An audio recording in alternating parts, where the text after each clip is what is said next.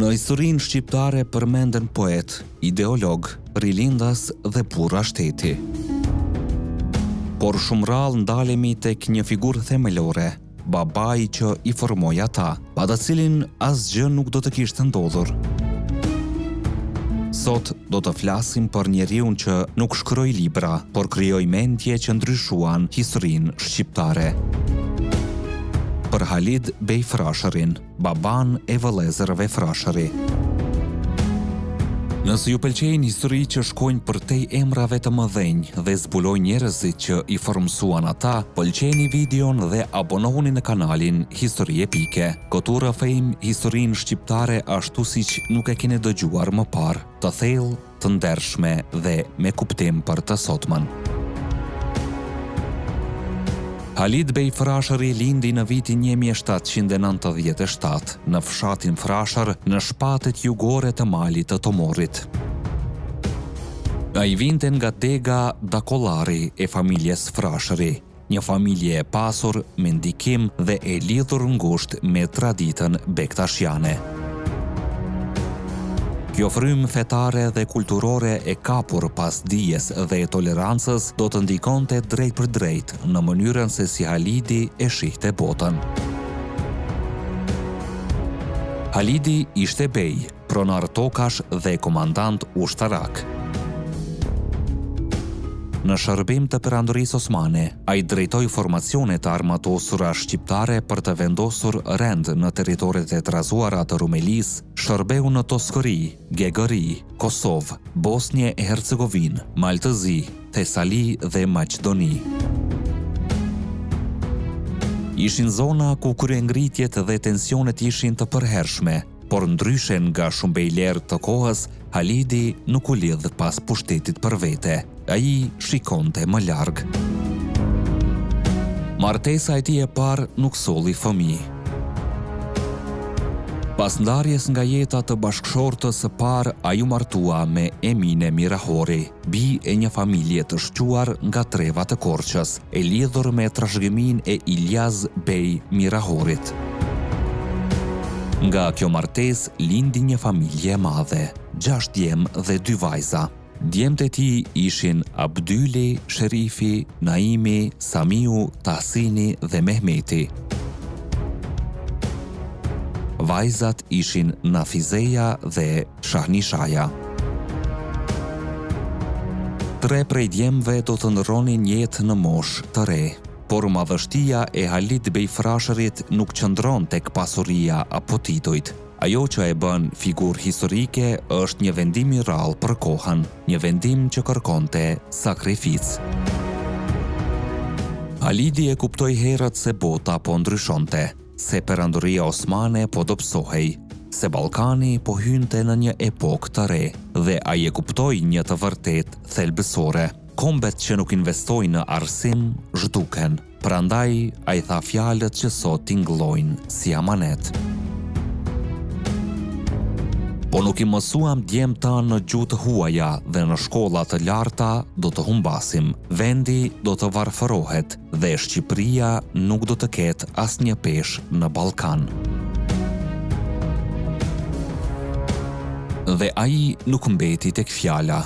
Halid Bej Frashëri shiti qiflikun, hoqi dorë nga rehatia e jetës së një beu, la tokën, pasurinë dhe sigurinë, dhe i dërgoi djemt në Janin për një arsye të vetme, arsimin. Në Janin, Halid Bej Frashëri nuk ishte më thjesht një ishbej që kishte shitur pasurinë. Ai u bë një babaroje i së ardhmës së fëmijëve të tij, i ndiqte nga afër studimet, mësimet, librat që lexonin dhe shoqërinë që frekuentonin. Shtëpia e frashërllinjëve në Janin u shndrua në një vatër mendimi, diskutimi dhe kulture ku lindja dhe perëndimi takoheshin natyrshëm. Nuk ishte rastësi që aty të flitej për histori, filozofi, fe, gjuhë dhe për fatin e shqiptarëve, në një kohë kur fjala komb ende nuk guxonte të flitej hapur. Një fotografi e rrallë e realizuar rreth mesit të viteve 1860 në Janin na dëshmon këtë moment historik. Në të shihen djemtë e Halid Frashërit dhe Emine Mirahorit. Abdyl Frashëri, i ullur në mes, i rrethuar nga vëllezërit e tij, Sherifi, Naimi, Samiu dhe Tasini, ndërsa Mehmeti i vogël qëndron në këmbë pranë tyre. Nuk është thjesht një foto familjare, është pamja e një brezi që po përgatitej, pa e ditur ende, për të mbajtur mbi shpinë fatin e një kombi të tërë. Halidi nuk jetoi sa për ta parë veprën e plotë të bijve të tij, por ai e dinte se kishte mbjell farën e duhur. Ai besonte se arsimi nuk ishte luks, por mbijetesë. Se gjuha, kultura dhe dija ishin armët e vetme që shqiptarët mund të përdornin përballë perandorive dhe interesave të huaja. Në Janin, fëmijët e tij u rritën mes librave, gjuhave dhe kulturave. Ata mësuan arabisht, greqisht të lashtë dhe moderne, frëngjisht, italisht, turqisht dhe persisht.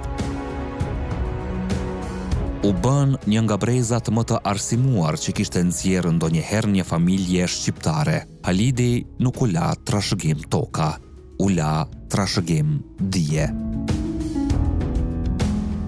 Në vitin 1859, Halid Bej Frashëri u ndan nga jeta.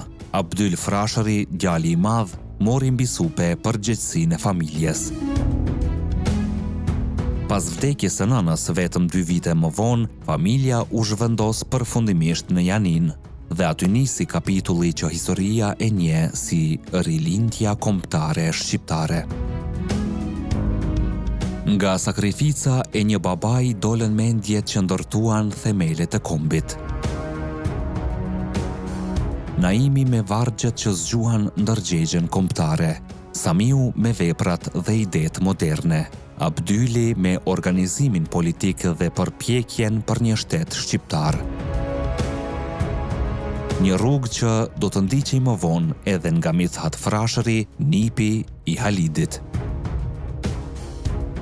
Historia e Halid Bej Frashërit nuk është thjesht një kujtim nga e kaluara.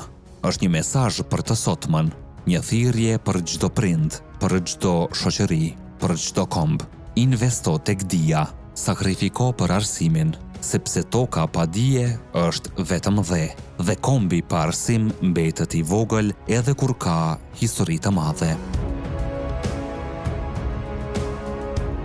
Nëse sot i përmendim me krenari vëllezërit Frashëri, duhet të kujtojmë edhe njeriun që i bëri të mundur, babain që zgjodhi dijen mbi pasurinë, Halid Bej Frashërin. Na tregoni mendimin tuaj në komente. A mendoni se sot po sakrifikojmë mjaftueshëm për arsimin e brezave të rinj? Ne jemi Histori Epike, aty ku e kaluara rilind. Deri në videon tjetër, qëndroni krenar dhe të vetëdijshëm për gjakun që rrjedh në damarët tanë.